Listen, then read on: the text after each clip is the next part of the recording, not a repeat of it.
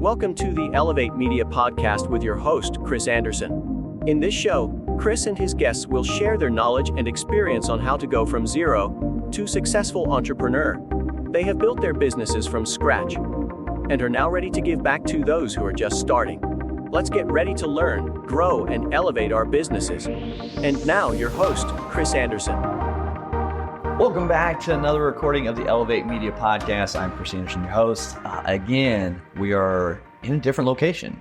Usually we're online virtual. It's a little bit different today. We're actually going to be in the home of Justin Flom. What's up? This is my home? This is a crazy looking home. And his home, yeah. We're going to be able to, take a tour about that later, but it's just magnificent. You see all the props and stuff behind us. For those who don't know who Justin started out as a magician and started getting into social media with spray paint art on social media, showing that side of things. And then he turned his house into, the quote unquote trapdoor house where it started. And so he's got all these different gadgets and trapdoors and magic type things throughout his house. So we're going to be excited to explore that later. But yeah, man. And it kind of all started in 2020, right? You're doing, magic, building stuff up, and you gained since 2020. So right now we're doing this in 2024. You've got over 30 billion views. It's crazy. Even that stat's probably a little out of date. I think, so you can kind of look at it as at least a minimum of 1 billion views every month since 2020, early pandemic. Yeah. It just blew up huge just because of a totally different way, a giant shift in my thinking to be, instead of artist-centric, to be audience-centric, which both are very viable options. Both bring great art, I think, great business as well, because you have people like Steve Jobs who say, I'm not listening to the consumer. I want to create something the consumer doesn't know what they want. And then you have great artists who have said the same thing. I'm not going to listen to what the customer wants. I'm going to create something great. However, the other way is to go, what is the audience viewing? And I can create to that. And that's another fulfilling way to do it. And same thing in business is to go, where is there a pocket that's not being utilized? And I'll just slide right in there and take over. And I've been lucky enough to kind of take over some of the algorithms just by focusing on what people are consuming. Yeah, and I think that's a unique way to do it. And, what you do is so unique because it's such entertainment. It's such what people want in that avenue. And, magic's kind of the same way, right? You have to feed into what the audience wants, whether that be, sleight of hand, using whatever the tricks are. What was that like for you, though, going from magic to the social media shift? We can go kind of into the inside baseball immediately on this because I grew up as a magician. My dad was a magician. My uncle was a magician. My little brothers and sisters did magic with me as kids. So we'd go to the Minnesota State Fair and do our magic act, right? It was a cool way to grow up. It's a great foundation of entertainment because magic is so derivative of all other art forms. It uses a little bit of dance, a little bit of mime, a little bit of puppetry, but a lot of carpentry and sewing and writing. There's a lot within it. So it was a great education, but terrible for social media. Why? Well, magic starts ordinary and ends extraordinary. And now maybe same thing for your small business or whatever you're doing. You might have a great piece of truth or something that you want to communicate that is at the end of whatever you're talking about. Terrible way to create content in this new age of social media. It's a big problem because as you're swiping through, you don't know that something great is waiting for you at the end of the video.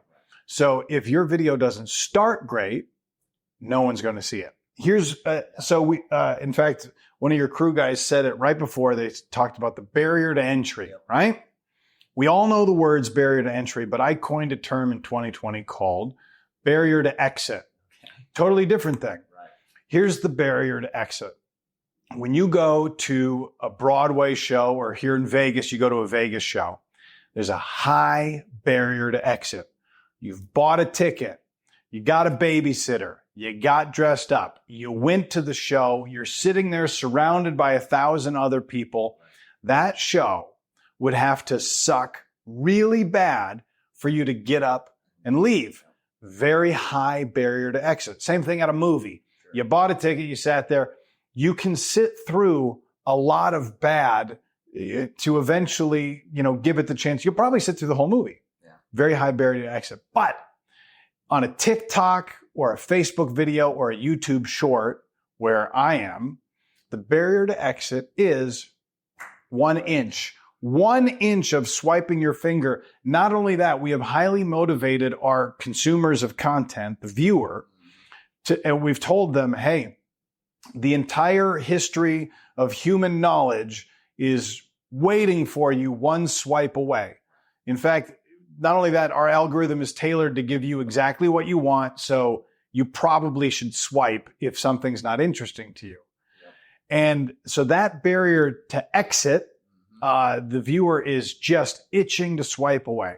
That means you've got milliseconds to communicate to that viewer why they should watch whatever you're putting in front of them. So I have to think about the viewer way more than I ever had to as a magician who would do magic shows live. Sure. Because, I started in Branson, Missouri selling tickets. That was a harder job. But when I did cruise ships, this is an audience that has nowhere to go. We're in the middle of the ocean. So they're there just because, there's a seat and the show's free. So nobody's going anywhere. But on TikTok or on YouTube Shorts, if I keep the audience, and that's why I'm actually kind of honored to have 1.5 billion views every month on YouTube, because you really have to earn that. Even buying it is hard, because you can't make someone sit through your video unless they want to. So that means, what do you do? What do you do with that information? How do you create for your small business or for whatever, or for your fans or your following? How do you create for them in this new age of the algorithm? Yeah. And that's what we can unpack. Yeah, I was going to say, and that's something you've done really well, obviously, over 1 billion per month, because you become so unique as well. You stand out for one, and you understood how to grab that attention. So how did you go about the spray paint art or all the trap doors in your house? What made you decide that was what the audience wanted, and that's what the algorithm is going to push with that unique kind of factor? I'm lucky because I like data, and I got into the data side, which is, to me, it's like a video game. It's a score. Whenever you put up a video, you get to check your high score on it. How long are people watching? What's the percentage watched? So early on, I tried lots of different magic, because that's most of my possessions and repertoire is magic tricks. And I tried it 1 million different ways, and I could not get it to work because magic didn't start interestingly enough, until I figured out that if I were to start with the secret of the magic trick, well, now this is a good opening shot. Which brings me to, whatever you're doing, the very first thing you have to think about is, what's the opening shot? That's maybe the mantra we say more than anything else around here is, what's the opening shot? You mentioned spray paint art. We have pieces of art that we want to do. And I say my team is small and mighty. My whole team is in this room right now. There's 2 other guys behind the cameras, and then there's me. But I've got a Bruce Willis painting I really want to do of him crawling through the vent in Die Hard. But I don't have an opening shot. So I've had this painting ready for a year, but it will not go to camera until I figure out the opening shot, because I don't care how cool the painting is. If I can't get people to stop the swipe, then there's nothing to do. Because again, they're swiping through 1 million different things. You've got to stop it. Now, the cool thing is, so what I'm doing, I'm casting a very wide net, because my money comes from views. Sure. Yep. So the more views I get, the more money I get paid. Got it. So I have to just go for the highest view count possible. But if I was a small business owner, let's say I'm a plumber in Minneapolis, well, the algorithm is actually still valuable to me because I can get to the audience that I need to using that algorithm, but I'm going to make my opening shot something that's just going to attract the customer. And this is going to be, sharing knowledge about plumbing. This is going to be, hey, here's a tip. If your sink is dripping this way, or if your water pressure is this in your shower, here's how to fix it. Yeah. Also, you want more of these tips or you want the experts in your area? Boom. And you can suddenly, the best way to get in front of everybody in your market is to get in front of everybody in the world. Right. Like that's a weird thing to think. Right. Yeah. But it's true. So if you want to top your market, and it's not that hard to beat everybody else because very few people are thinking about it this way. So I don't know if that answers your question. I forget what the original question was. But the point is, you think about the opening shot. What is the swipe stopping shot that is going to make people stop and pay attention? Yeah. And it doesn't have to. So for me, you've seen, I'm taking a chainsaw to my balcony banister. Nobody knows that they wanted to see a video of me rappelling from my second story down to my first story. Right. Like that's a weird thing. And if the video title was, I rappel from my upstairs to downstairs, I don't think anyone's going to watch that. However, if the opening shot is a chainsaw going through a balcony banister in a domestic home setting, and then I put something in the ceiling, and then I strap it around my wrist, and I go, all right, I'm going to jump. Well, now we're interested. We're interested because I've introduced mystery, a question that you want answered, and then I don't give you the answer to that question while serving entertainment for 60 seconds on the shorts feed. But it also worked very well in the long form side on Facebook, which is above 3 minutes. Because I don't answer that question and I'm entertaining throughout, I end up with a very long watch time, which puts something at the top of the algorithm. So just for the viewer or the listener right now, I'll go very basic just for a moment to say, here's how the algorithm works. Because it sounds like a big, scary word. Whenever you hear the word algorithm, all you need to think of is audience.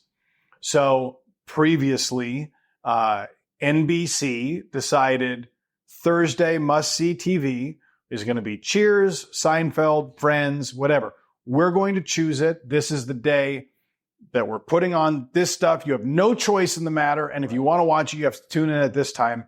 My daughters don't even understand. They can't even wrap their head around what that means, because they haven't ever.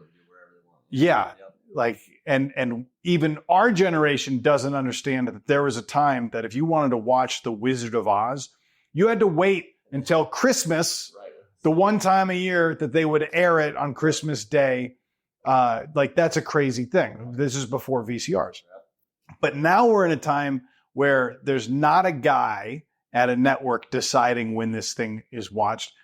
Instead, we have a guy, Mark Zuckerberg or Elon Musk or Google, that says, okay, whatever viewers are most interested in, that's what's going to be at the top of the feed. And we're even going to be a little bit more nuanced, and I'm going to feed your feed different content than my feed. And we're going to do that by looking at who looks like you in terms of your viewing habits on the internet. And if another guy who has the same general interests as you liked this particular video, chances are you'll like it, so we'll serve it to you. And then we track how long the average person watches a piece of content. The longer it watches, the more people it'll show it to. And that's kind of a general overview. I know that's very basic, but I feel that actually I have to communicate that because many times artists come to that platform, any platform, YouTube, Facebook, and or business owners, and they go, I put up my commercial. How come no one's watching it? Yeah. Or even worse, I'm paying for Facebook ads with my commercial and no one's watching it still. It's very expensive. Well, the secret is the better your video, the better the content, the cheaper the ad. In fact, you could get it for free. You don't even have to pay for ads if you can just get that ad to the top of the algorithm, which is a total mind shift to think about. Yeah. So, with that, kind of diving in a little bit more too. So, if a business is trying to, hook the viewer in, like you had your example, the chainsaw with you hooking yourself up to the ceiling and saying, I'm going to jump. Like that's a great opening. Like, oh, what just happened? What's going to happen to keep people watching? For businesses who might not take chainsaws to banisters and things. Yeah, it doesn't have to be visual. Okay. Now, it should be visual in that understand that most people are swiping their phone on mute. Yep. So most people are swiping through their phone and their wife is sitting right over there and they're sitting on the couch so they don't have the volume on, right? Or they're on the subway and they don't have their volume on. Or they're in bed late at night. They don't have the sound on. Yeah. So you got to put up titles. You got to have subtitles. You got to have that. And you have to, in the first second of your video, communicate what you will be answering to the viewer in question. So if you're a small business owner, again, to use the plumber example, I would say a great video would be like, what to do if your water pressure sucks. Okay? And that's something I'm dealing with right now at a different house. I've got water pressure that really sucks, and I want to know how to fix it. If a plumber were to, and given my Google history, the platforms know that I'm looking into this. So eventually they will serve to me some piece of content that's going to answer my question. You, the plumber, can be the guy to answer that question, but you better communicate it in the first second. And then here's the great thing. You can A/B test in those ads. What's the best way? So all you have to do, and you don't need any production. You just pick up your phone, stand anywhere, try to be well lit, don't have the sun behind you. You don't need special lighting, but just, go to a window, get some good lighting on you, make sure your face is there clearly. Everything is free on the internet. You can go to a website like capwing.com, or you can use CapCut, an editor, whatever these things are, and you can throw titles on it. And I would start with, does your water pressure suck? Here's how you can fix it for free. And then you go, water pressure is the most important thing to most people. And just say 5 different versions of it. And then when you go to Facebook ads, I know I'm saying very basic stuff. If you're into marketing, forgive me, but this is very unique once you start to think about it in terms of content. Title it, caption it, and then put money behind each one and look at which one has the highest retention. How long are people watching? And look at, where am I losing people? And then go back and cut that part out. Because if you're losing people, something in your video told them they're not going to get what they want out of this. So I have a list for myself of different action swipe items. Meaning, if I talk about time and I say, okay, we're gonna make this mug float in the air. All it takes is about 45 seconds of moving my hand like this. Well, just hearing that, they go, ah. Now they will invest 45 seconds, but they can't know that. Now, I want them to be happy at the end of this thing. So if it does take 45 seconds, that's fine. But don't let the viewer know that, because they're just going, you don't move backwards in action, meaning, always move it forward, always be giving the viewer, hey, this is going to be good. This is worth it to you, all of that. So, but that is for a small business owner or whatever you are. If you're a public speaker, a consultant, any of those things, you just want to speak right to the client, and you want to speak to them in a way that tells them you want to finish this video because there's something in this for you. Now, for me, it's entertainment. And a great object lesson for me was my wife, also a great content creator. Her name's Anna, and she put a big baby doll head in a waffle iron. Okay? That's the opening shot. I did not know that I want to see what a baby doll looks like coming out of a waffle iron until that moment. I never searched, what does a baby doll look like in a waffle iron? Of course not. She found something that was a little piece of mystery, a question that turns out viewers were curious to know the answer to. Now, is this an idea that would be something in a movie or worth a TV show? No. But that's not what our phone is. We're taking little nugget pieces of dopamine, and what we do is we get a dopamine hit and we swipe. We get a dope hit and we swipe. That's all it is. So also, don't deliver a dopamine hit before the end of the video, because the habit is you got that hit, you swipe. So it would be tempting to be like, no, I want to pack as much great wealth of knowledge into one video as possible. I got 5 reasons that this is this and this. No. If you're going to do that, and then say you got 5 reasons, and then say follow me for the other 4, but only deliver on one. And short form, and then you can push into the long, fuller video. Is that what you mean? Yes. So everything we're talking about here is on a swipe feed. There's a totally different thing, which is destination content.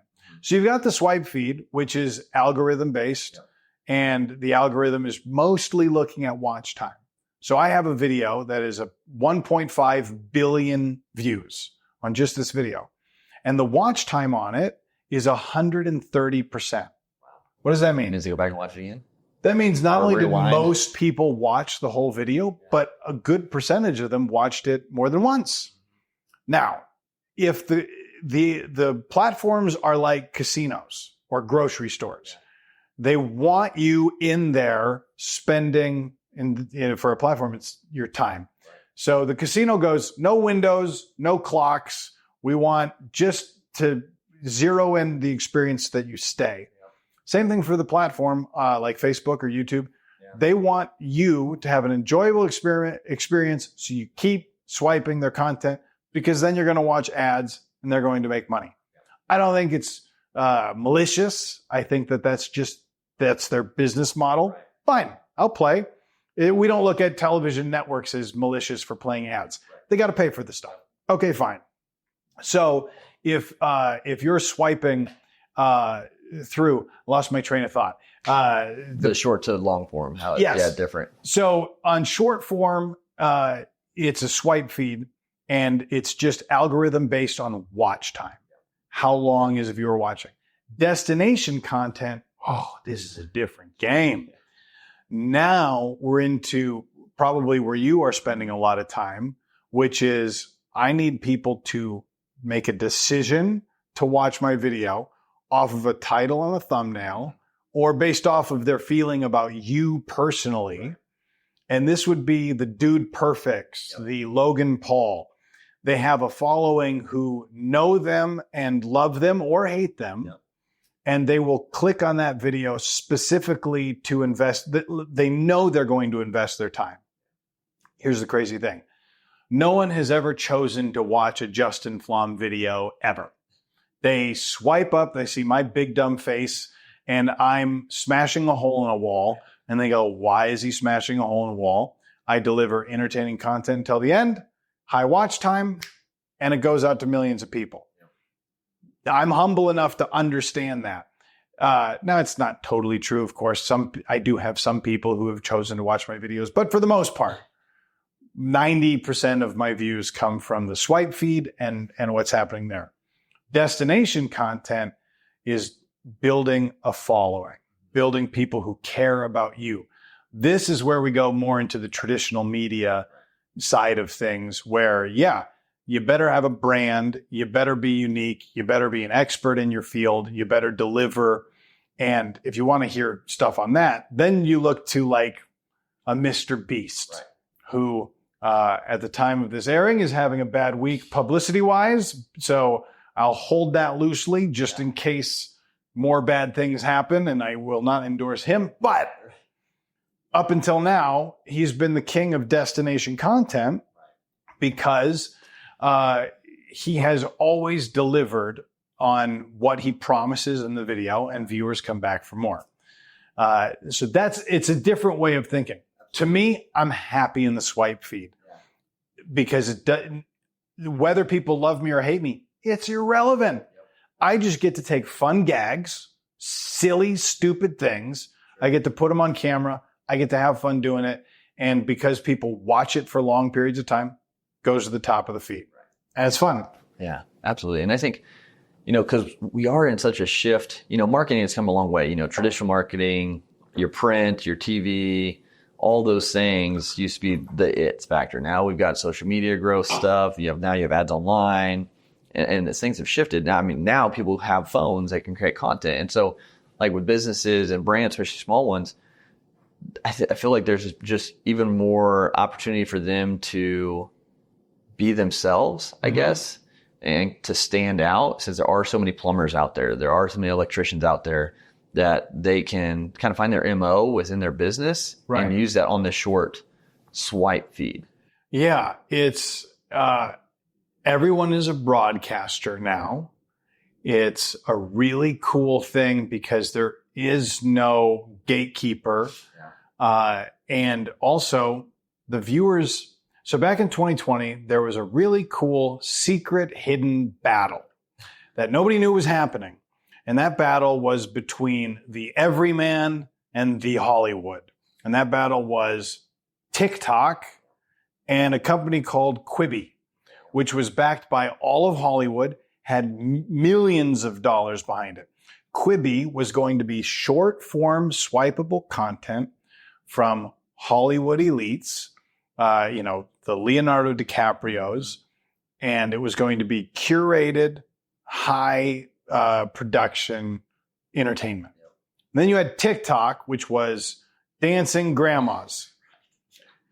And crazy thing, we had a pandemic that sent everybody home and put them on their phones and the internet.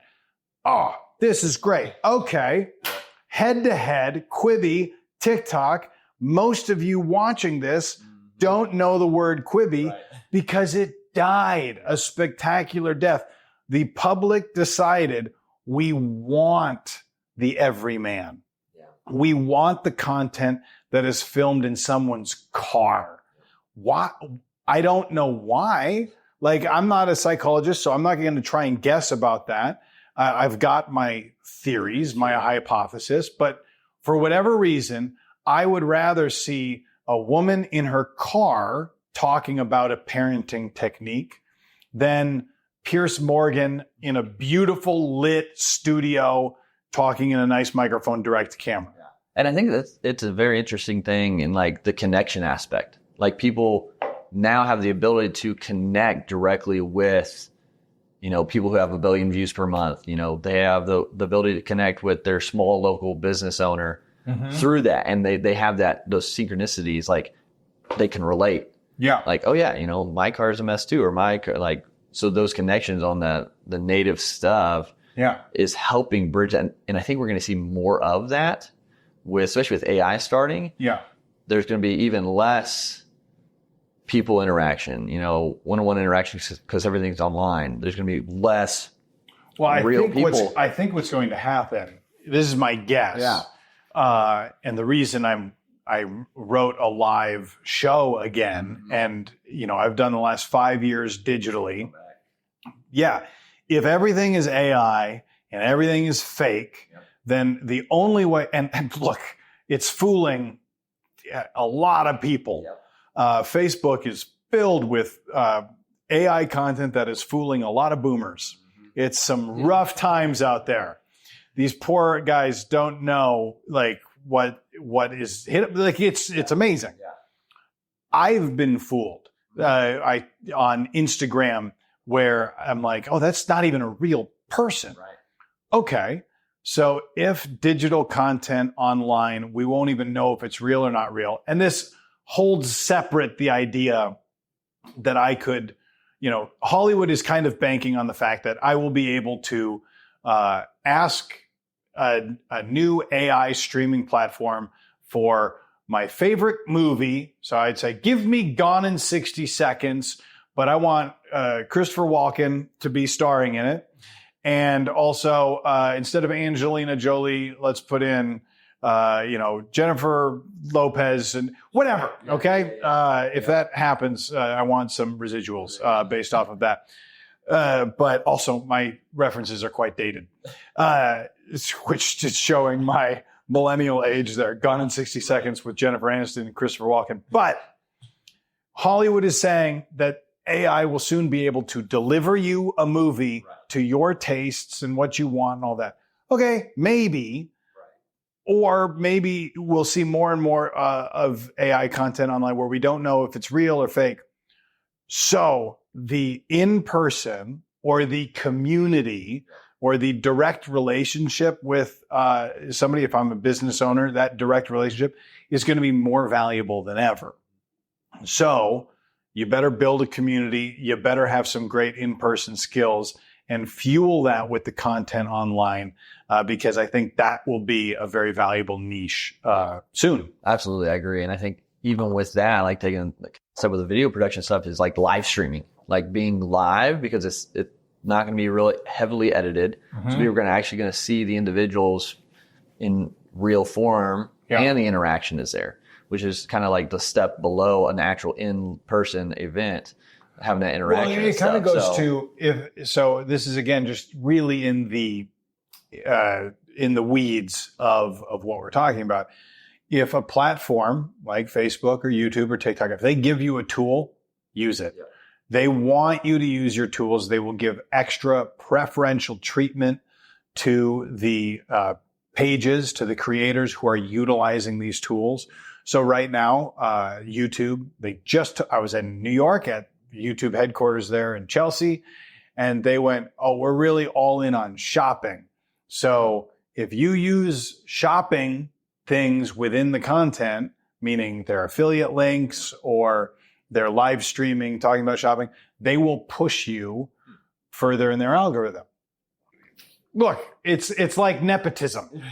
That's a good way to put it. Look, if I'm a big Hollywood director and I can cast my daughter in this movie, I'm going to because I have a vested interest there. Same thing for the platform. If I see that this particular content creator is doing good content and using my stuff, I'm going to give them a boost. So always be looking and listening to what the platform is trying to put forward. Stop fighting the platform. The platform is not to blame for anything ever. Now, I say that and I certainly dislike certain platforms, but I would never say how much I dislike TikTok or Facebook. But the point is, they're not wrong. They're simply putting out the things of the ones and zeros in order to make it. Don't fight them. Okay, go with them because it's much more important that you win by their rules. Yeah, and that's something I've seen lately with some smaller businesses, specifically some car dealerships. They've been using, like duetting. They'll take the video that's viral of the dude getting hit by a bull and flying forward. But right when he gets hit, it'll cut to their video of someone like falling into the car or so. It'll play with that viral video that's already going and use that. So right now, as you say that, there's a bunch of, and I mean this with love, there's a bunch of old dudes watching and they're going, I don't want any of this viral trash in my advertisement. I have a high-end consulting company. How dare you? All right, that's fine. But you are going to miss out on the eyeballs that are watching the viral trash. In fact, if you're being honest with yourself, I think you also watch the viral trash. So I tell you what, I tell creators this and businesses this, and also churches. I've had a lot of pastors fly here to Las Vegas, and they've just asked me questions about the news feed, about the algorithm. And I'm going, look, your church service is not very well suited to the news feed. If you want people to see this, and they do, that is essentially their mission. They want to spread the gospel.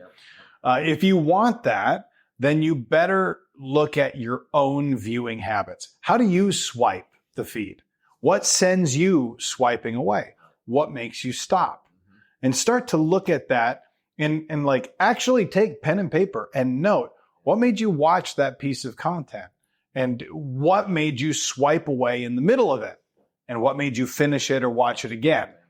And start to take those techniques and put them in your own content. And you're going to have to break some old habits of thinking that an advertisement is, if you've got a car dealership, we've all seen the same car dealership ads for the last 75 years.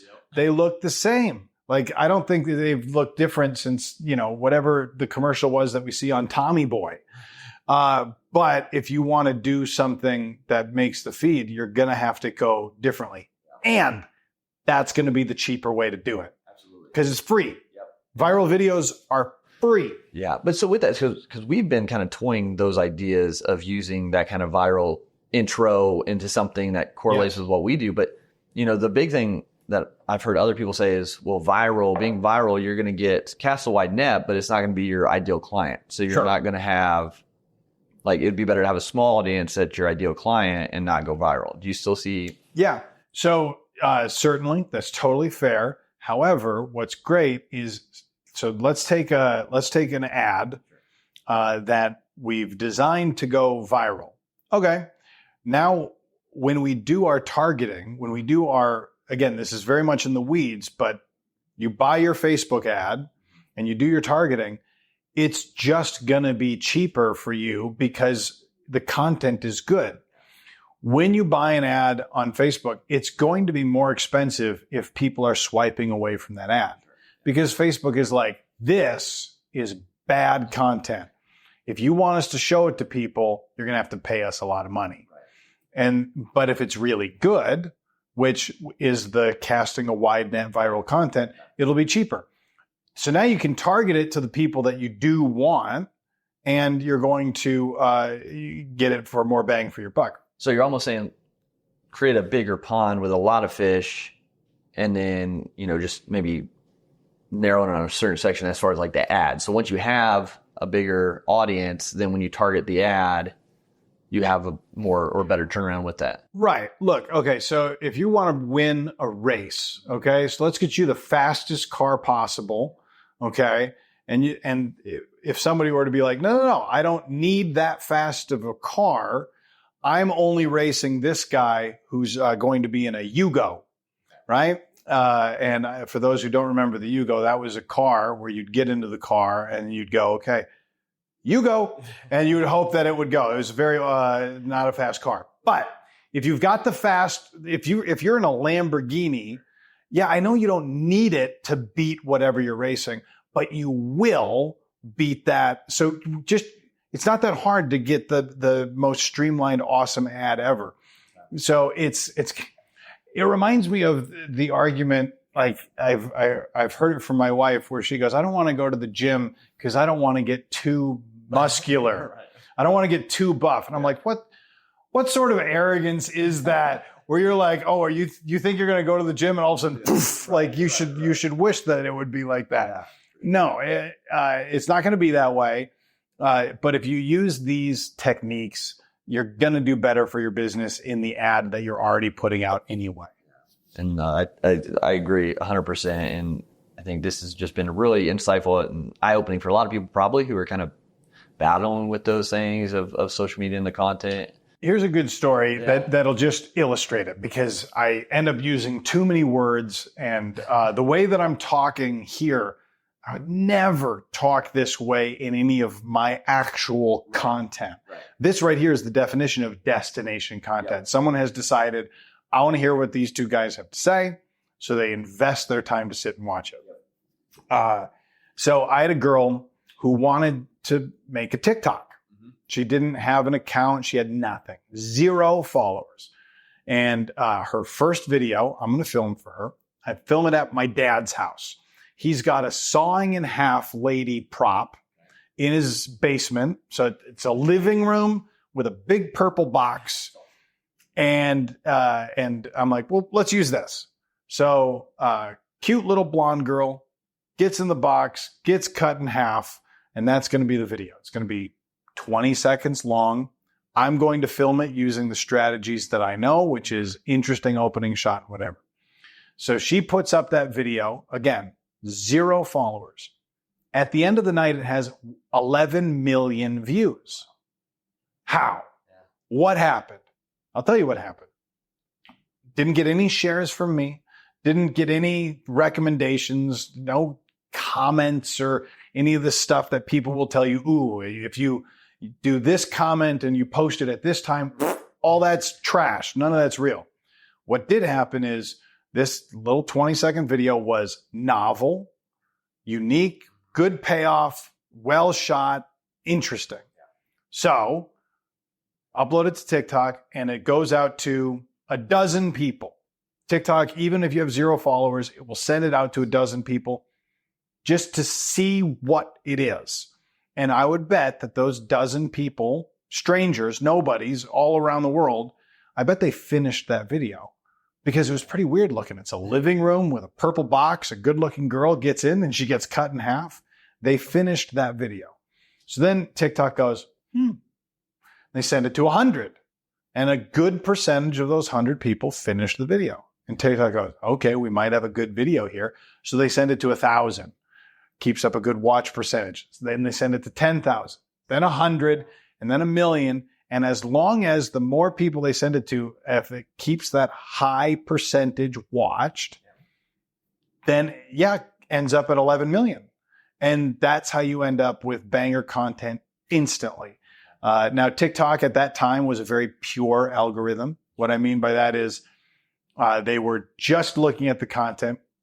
Now, there's always shifts and flows in the different platforms where, like right now on Facebook, I don't care if you've got the highest watch time on a piece of content. They are more concerned with what's the page and how long has the page been active and what was your last content that you posted and have you ever done anything naughty on Facebook using this page, because then we'll limit your reach on that. So that all gets a little bit complicated, but really the core of it is how long are people watching this content? And if the answer is a lot, which brings me to just, I'll kind of end that rant with this. If 1,000 people watched your video, nobody watched your video. Not even your mom watched that video. Because if they did, it wouldn't have 1,000 views. It would have at least 100,000 views or more. And you can just really see that. The average watch time on a piece of content on Facebook is probably 2 seconds. Which is why when I put up something and it has a 45-second watch time, it goes banger. Because most often, just look at your swiping patterns, and just think about how much time you're giving to something. So that's a lot of very in the weeds data analysis of this, but that's what brought me to spray paint. So the question that you asked at the beginning of all of this, and this has been a 30-minute answer to your very first question for sure, was why spray paint, not magic? What happened? And the answer was, well, I looked at the data and more people were finishing a spray paint video than they were finishing a magic video. And I track it every single time. And I learned, so just off camera, there's a Muhammad Ali painting right there. That's my first one. Okay. And it's on a canvas. And that did 50 million views. Okay, well, there's something here. And then the next painting did 100 million views. And it was a canvas stencil painting of Michael Jordan. But then the views started to go down on painting stencils on canvas. So I go, okay, how do I switch up the opening shot? I knock a hole in a wall, do a stencil painting over the hole, Tom and Jerry with the mouse coming out of the hole. Boom, 500 million views. All right, something here. So then now I'm knocking a lot of holes in the wall. And then as that starts underperforming, then you switch it up and you go, okay, what else can I do? And you just got to figure out different ways that you can track the retention on these things. And that's the secret. Oh, and I love that. And I think, businesses can definitely kind of open up the creativity a little bit. Like it gives them a little bit more room because there is no necessary cookie cutter way they have to do it. There are pieces like you've mentioned through this episode that work. Obviously, 1 billion views per month, something's working. So taking into consideration what you've said, like we have so much room to be creative and do that to match with whatever your business is and have these results still. Yeah. But look, I'm not an expert outside of a swipe feed. Like I am struggling right now to build that long form audience of people who decide, but that's because the ideas, my real skill is in coming up with these interesting gags that are just fun to watch. But none of them are videos that you think, like, you take a Mr. Beast video of like, I'm going to be on a deserted island for 5 days and see if I can survive. Right. That's a good headline. Or a piece of long form content of mine that has done really well outside of the swipe feed is sawing a baby in half. So this is a piece of destination content because it's a headline and a thumbnail. You got a baby cut in half, and the title is Sawing a Baby in Half. Yeah. Very easy to understand, and I do want to see that. And so did 200 million other people, because 200 million people clicked on that to go, I want to see Sawing a Baby in Half. Yeah. And that was based off of learning from Penn and Teller, the magic duo. They had a trick back in the 90s called burning an American flag. This is a headline trick. Yeah. This is, they by the way, they don't burn an American flag. It's actually the most patriotic piece of art that you could see, because they kind of asked the question with ambiguity. Did we burn an American flag, or did we vanish an American flag in a spectacular flash of fire? And did we do it in protest, or did we do it in celebration of the very art that allows us to burn an American flag? And it's a spectacular piece. I suggest that you watch it. But that is a headline piece. And so if you want to build the destination content, then you have to think in terms, not in what's going to make somebody stop the swipe, but instead what's going to make somebody tune in. And now we're more to the classic media side of, David Copperfield vanishing the Statue of Liberty, which at the time was, he's going to make the Statue of Liberty disappear. This is before we had the ability to do a camera trick on our phone, which is why I think he's, living in the past when he does a press release on, I'm going to make the moon disappear. I think the public kind of goes, yeah, I could do that too. It's just an editing app sort of thing. But in 1978, that was a really interesting idea. So what is the idea that would make somebody actually tune in? Now you have destination content. Different thing. For sure. No, but this has been, a great conversation, because I think a lot of people are trying to, rein in on the short stuff, the swipe feed as well, to grow that audience. So then they have... And do it now. Yes. This is the time right now. Yeah. YouTube is still exploding with subscribers. You got Mark Rober, who's a great creator, but he goes over to the short feed to gain 30 million new subscribers off of just 3 pieces of short content. Like, look it up. It was a crazy thing. He had a great call to action, and he delivered on a cool visual, which was he was blowing up kiddie pools of Orbeez. So he's got these colored water beads, and he's blowing them up. And then he just tells people to subscribe. Great call to action. 30 million subscribers because of the algorithm. And then he has the challenge, which he's working through right now, which is great. We got 30 million people who are watching on the short side. Now, how do I engage them on the long form side? And that's a whole other episode. Absolutely. Yeah, that would be, we could talk for hours and hours on all this and how it builds on one another and where it directs and everything. But this has been fantastic, and a lot of valuable insight for people to go back and listen to again and take notes and implement, you guys, on your short form. Get out there. Again, look at the data, like Justin's saying, like see what works. What are people watching? How long are they watching? How can you tweak And if you hear anything after all of that, just start. Yes. Yeah. Just start. You have the phone, and if you there's no consequence or there's very little consequence to uploading too much. Sure. I like Gary Vee, another great marketing, great voice in this world. He goes, post 15 times a day. What's the consequence? If it's good, and this is how I got my friend into, so I've got a magician friend who was he was coming from Broadway. Oh, okay. So Adam Trent, he's a traditional media guy. He did he's on Disney Plus with his magic special. And I go, you got to try this Facebook stuff, this YouTube stuff. And I go, here's the great thing. If the content is bad, no one's going to see it because it's bad. You don't have to be embarrassed because as soon as it's not seen as good, it's done. Nobody sees it. And if it's good and you're still embarrassed about it, don't worry, we'll pay you for that.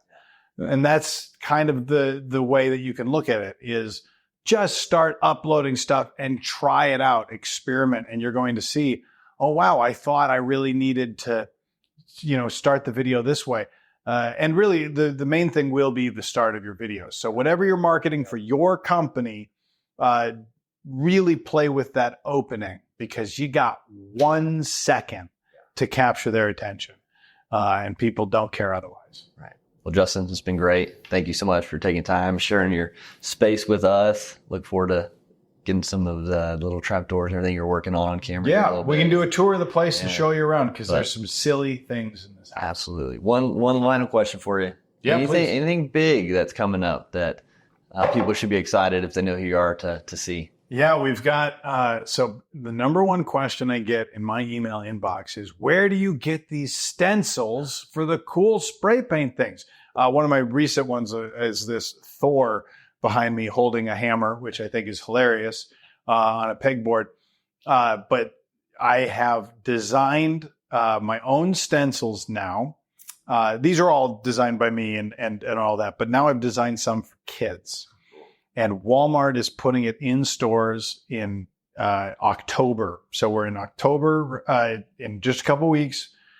And middle of October, just in time for all the holidays and everything, is now they're not spray paint. I actually include a cool airbrush little marker thing with washable paint. So kids, my daughters, they love it. There's a set with unicorns and Little Mermaid and things like that. And there's a set with race cars and cowboys and things like that. And it's awesome. So you get the layered stencil art that you can do. I'm really excited to put this out. This is a product that's never been to market, which is bonkers to me because I did not invent layered stencils. Look, Banksy has been using layered stencils. Just because I'm beating Banksy in views doesn't mean that I'm better than him. I'm not. I am beating him in views, but I don't think he's going for that. I think he's doing a different thing. So it's really exciting. Walmart's very excited about it. And, then the next thing will be, videos, man. I just am excited about these ideas. I just have a list of ideas that is as long as it's long, and there's just different silly gags. This room right there, that wall will not be a wall much longer. We're smashing through that. It's going to be an infinity mirror room. And then the closet that's behind that door is going to be a shrinking and growing Alice in Wonderland room. If I can figure out how to make a door that is this big grow to be a full-size door that you can walk through. And I think we've got the way to do it. All right. We'll see. You'll have to tune in to see. Absolutely, yeah. Everybody tune in. Follow Justin on YouTube. Check out his short stuff. Get ideas from what he's doing. And then, just stay connected and stay tuned for what's coming. We're excited for it. Justin, Ian, thanks so much. Yeah, buddy. Awesome. Thank you for listening to the Elevate Media Podcast. Don't forget to subscribe and leave a review. See you in the next episode.